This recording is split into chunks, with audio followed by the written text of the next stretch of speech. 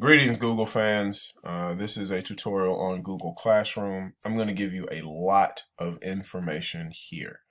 So with that information, um, I'm going to go really fast, but you guys can pause, go back, rewind, do whatever you need to do so that you can really understand this. All right. For those who are veterans at Google Classroom, this is just sort of talking about the updated features because there's some things that are new.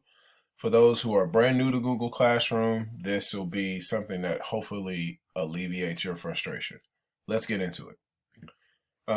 Navigating to classroom.google.com, or you can use the Google waffle here to go to Classroom. Click it and you can go to Classroom here. All right. If you have some classes set up, this is what it's going to look like. This is my actual classroom setup. But if you have no classes, then you're not going to see this. You're going to see a pretty white screen. So because of that, you're going to have to add classrooms. All right. So I'm going to click this plus sign here, click create class. All right. Your class name. I encourage you, whatever you name your class, please put the year, because when you're using other things to reference your classes, including calendars or Google Meet or anything like that, you're gonna want to know the difference in your class from last year versus your class from this year. And we'll talk about how to work with Google Classroom so that you can get all of that nonsense out of the way. But make sure you put in a year on it. So I'm going to add this as tutorial. I can't spell. Tutorial series. And I'm going to put 2019, 2020. Okay. That lets me know that that's for this year. Your section is going to be either A, B, or C. You can section it different ways, but I would suggest, because of the way that St. Philip's structure is, that you would section that as whatever section you're using.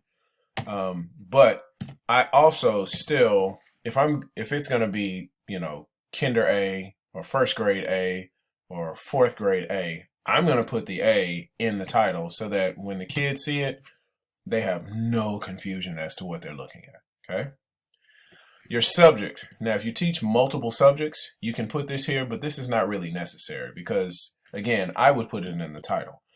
If you only want to manage one Google Classroom, you can manage one Google Classroom and then put ELAR and social studies in the same Google Classroom. If you need to, for your own sanity, separate them, then you can create two different Google Classrooms with two different subjects. All right. So I'm going to leave this blank for the purposes of the video, and I'm going to click create. All right. It's, elves are working in the background to create your classroom, and then you're going to get a brand new classroom, and we'll talk about the home page of the classroom and go on from there. The stream is the home page for the classroom. It's going to choose this artwork up here for you, and let's talk about all of the features of this page. All right. First, this is the upcoming work. So when you start posting assignments with due dates, it will show you those due dates here. All right. You've got you got a form, you got a quiz due by Wednesday. It'll show you here. So whatever your assignments are for the week, it's going to show you there. The next thing is that this is where you can share items with your class. You can either post a comment, or you can post a link to a video or a link to an article, something that they need to read. You can post a Google document if you need to. This is just for your class to look at. This is not an assignment or anything like that. If you really want to, you can think about this page, the stream page, as kind of like your class Facebook, right? News you can use, updates and things like that. People can post, especially with the kids. The kids are going to post, hi, how are you? How was your weekend? But then also anytime you assign something, it's going to show up here. All right. Your classwork tab will be, now I'm going to show you this one because it's empty. It's empty right now, but I will show you another that is a working classroom, so you'll see how the classwork tab actually looks. Classwork tab is going to be all about your assignments. You're going to create your assignments, your questions, etc., etc. Okay. People, this is where you're going to add your students. All right. When you add your students, you're going to add your students here. If you want to add other teachers, you would add them up here. So I'm going to add a student, and it'll be the technology sub. So once you start typing their names, they should pop up. Okay. And then you click invite. Their username is going to be grade until they actually join your classroom. They have to log in to Google Classroom and join your classroom. There will be some things that you are limited from doing until they actually join. So I would encourage you to create, just in RenWeb, create an assignment just so your kids will log in and they get credit for it. They log in, create another small assignment, just maybe a question for them to answer, just so that you can see that they interacted in Google Classroom, they figured it out, and then that'll be great. But that lets you know that they're all logged in. Anyway, if you want to add another teacher here, if I wanted to add Mrs. Morel there, I would do that. Make sure that you're adding their stphillips1600.org address and not their stphillips.com address if you're adding another teacher. So that would be this, and I would click invite. Now I'm going to cancel this invite because Mrs. Morel may be absolutely confused when she sees this, but nonetheless, that would be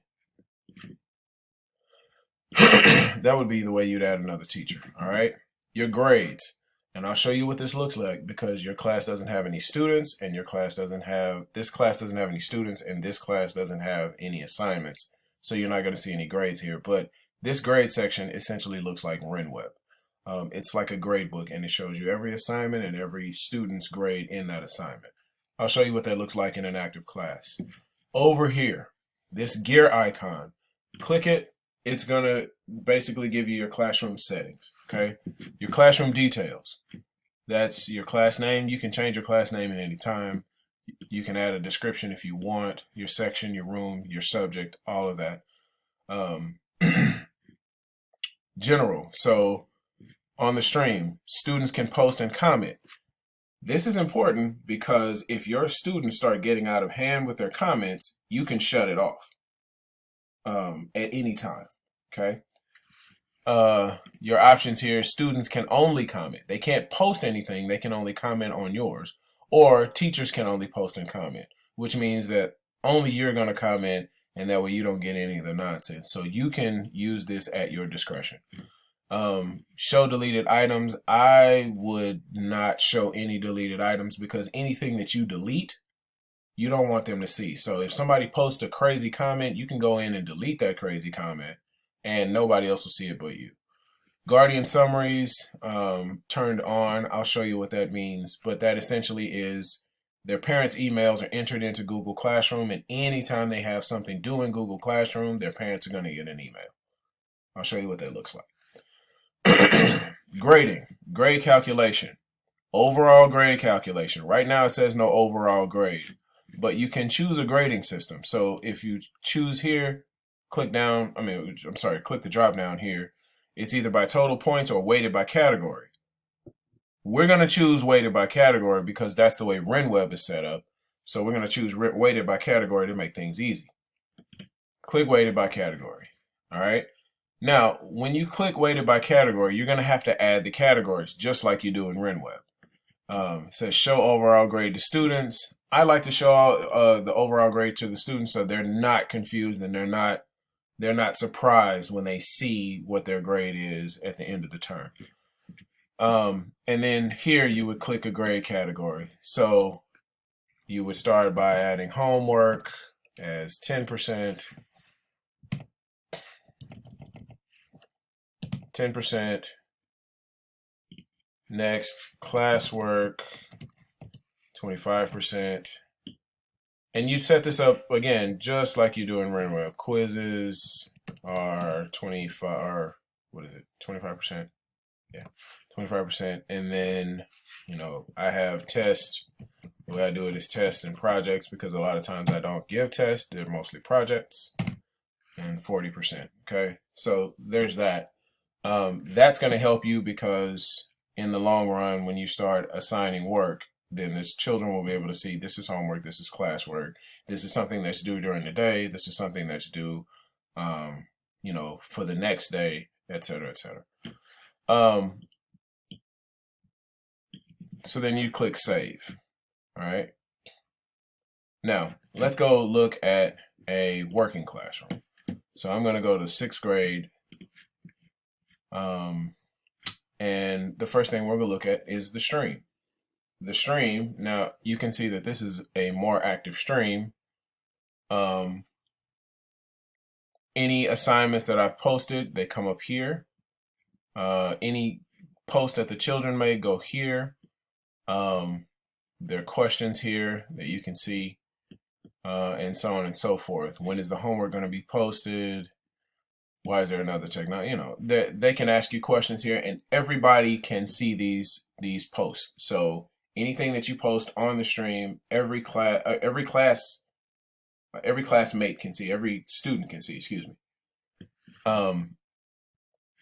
Here there will be the upcoming work that's due. So that's confusing. All right, classwork. Once I click classwork, I'm going to call your attention to a few of the points here. Here are the topics, all of the topics that the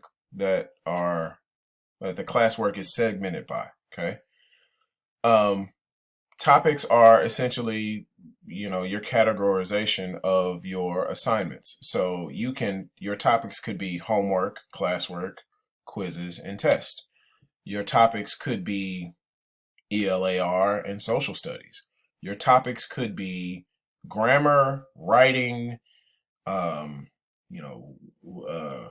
wise, etc. So you can organize your class however you choose.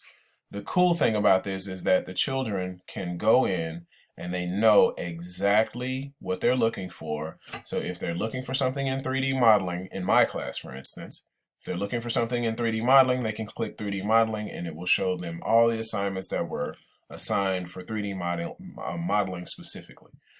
Now, what I did do is I changed the way I organized my topics. So before I was organizing it by subject, but I also found that the children didn't quite know what was assigned for which term. So I changed it from organizing by topic to organizing by term. So everything that I assigned in term 3 shows up in term 3, and they can scroll through all of this stuff to see what was due in term 3. Okay. Now anything else that I assign will go in term 4. Again, term 4 is empty because I haven't created any lessons yet. But for them, they can go by term and they can see what's due for that term. So you won't find them going to old work because that old work doesn't count. And that's just my personal convention. You organize your class however you choose. All right, so I'm going to go back to classwork. Another thing to draw your attention to is the create button. The create button allows you to create assignments or a quiz assignment, questions, materials, and it also allows you to reuse posts. An assignment is just what it is. It's an assignment. You give it a due date. Children will submit their assignments, submit their work electronically in the assignment and turn it in. A quiz assignment is an assignment that attaches itself to a Google form. So it creates a Google form for you with the same name of your assignment. You can go into that Google form, add all your questions in, and then the Google form will grade the quiz for you and then put it back into Google Classroom. A question is just that. It's one question. It's a one question form. And you can use this as your exit ticket. You can use this as a quick class assessment. You can use it as a bell ringer. There are tons of ways you can use this. You can have it due at a certain time. So if you know your class starts at 10:30, and you want them to do the bell ringer, they come in your class. You want them to do a bell ringer. It's got to be done before 10:40. you set a due time at 10:40. If they don't turn it in by 10:40, then it's going to mark it as late. And the same thing for your exit ticket, right? So if your class ends at 11:20, you know that they need to finish this before they leave. You set a due time of 11:20. Then if they turn it in anytime after that, it's late. Material has no due date. It would be an article, a video, an article, a video, some instructions, a website, anything that you want them to look at, but doesn't necessarily require a response from them. Reusing post would be reusing something from a different classroom or even from the same classroom. Let's say you have a similar assignment. And I'll show you what that looks like in just a moment. So let's go into one of these assignments. I'm going to go to view more. I'm going to scroll down to create a drum track in Soundtrap. Okay, so I'm going to click that one, and I'm going to go over here and I'm going to click edit so you can see how this assignment was set up. First thing is the title, then the instructions. Okay, if you want to add a resource, now down here are all of these resources that I added. Some of them are just pictures. This one is a video, and this one is a Google Doc. This one is a link to the actual website, and the rest of these are just pictures so that they can understand how to use the website. All right.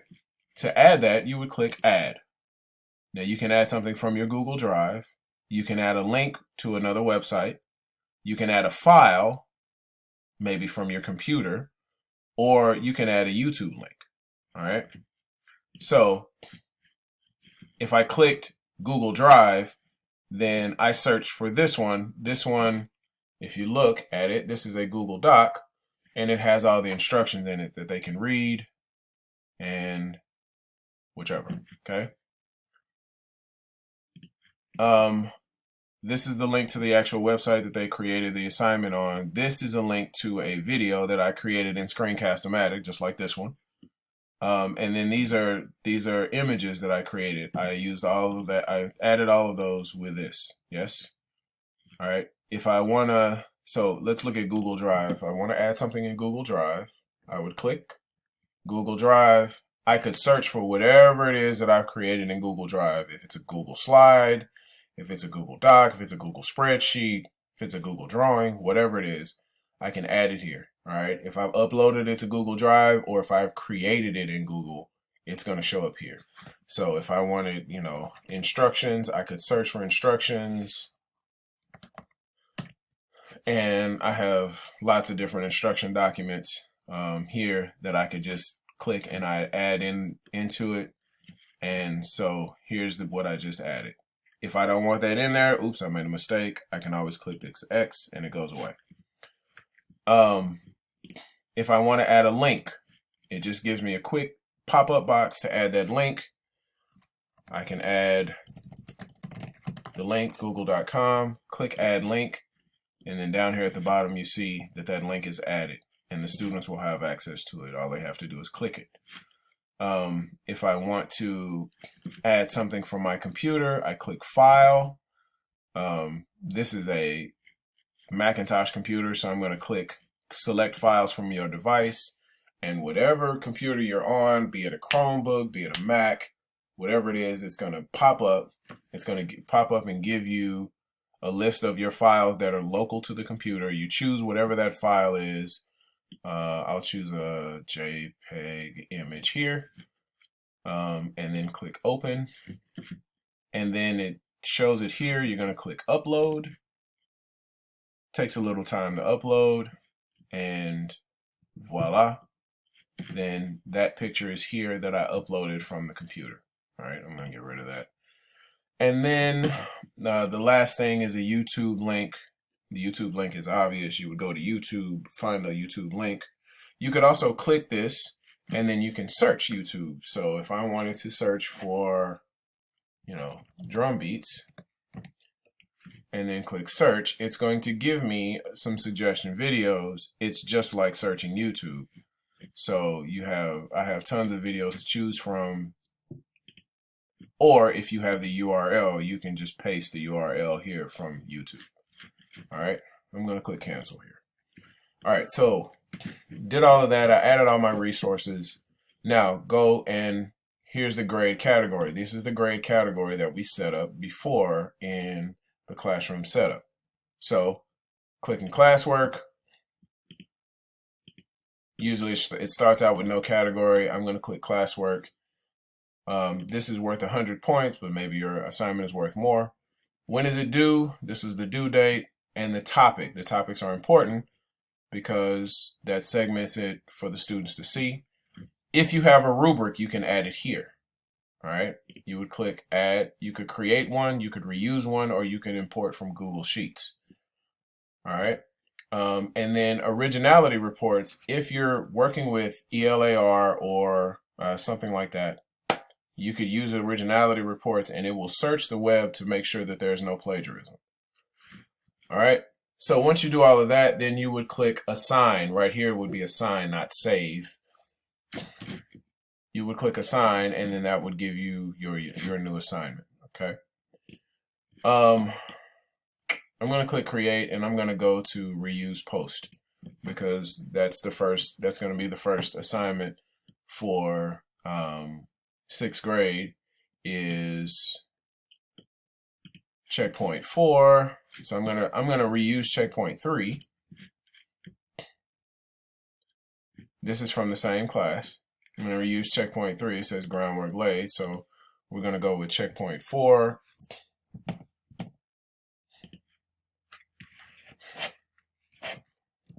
Ideas are shaping up.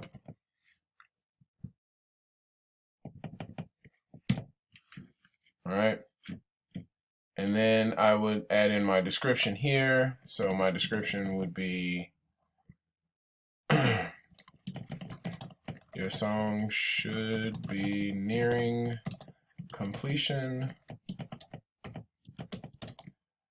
Your group should have a complete idea.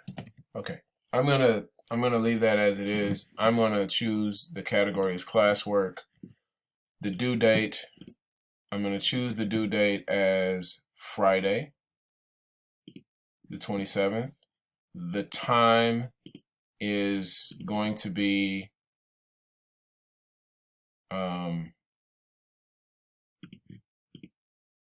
the time I want to be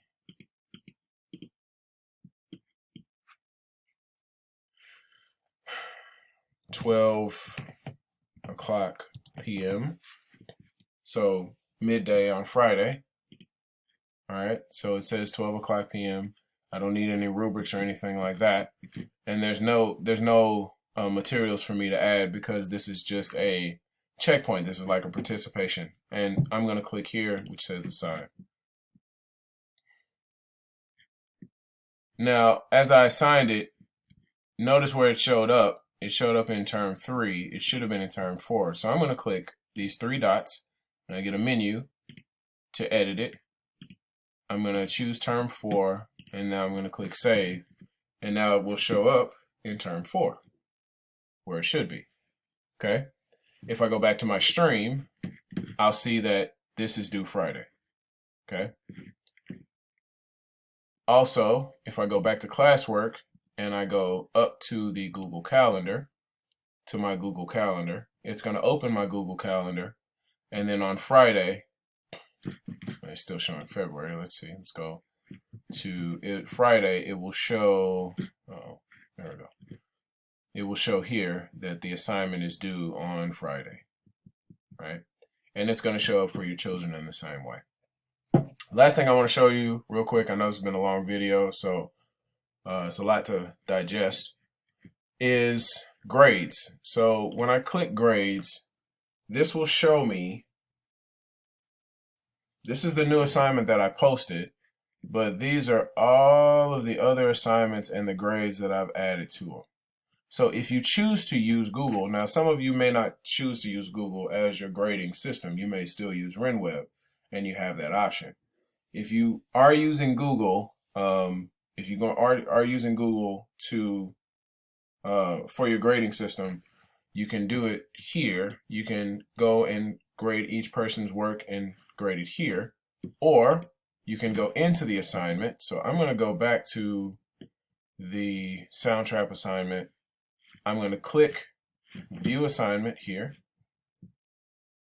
and it gives you this view. This view is where you're going to see all of your students' work and what they've turned in. All right. So this guy, Technology Substitute, for some reason doesn't want to do his work, so it shows it as missing. Okay.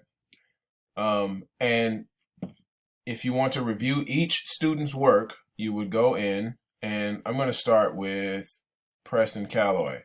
Okay. When you click the student's work, it's going to give you this view where you can preview the work in this pane. You could grade it here. It shows you all the files that they submitted here. And then you can add private comments with the student. Okay.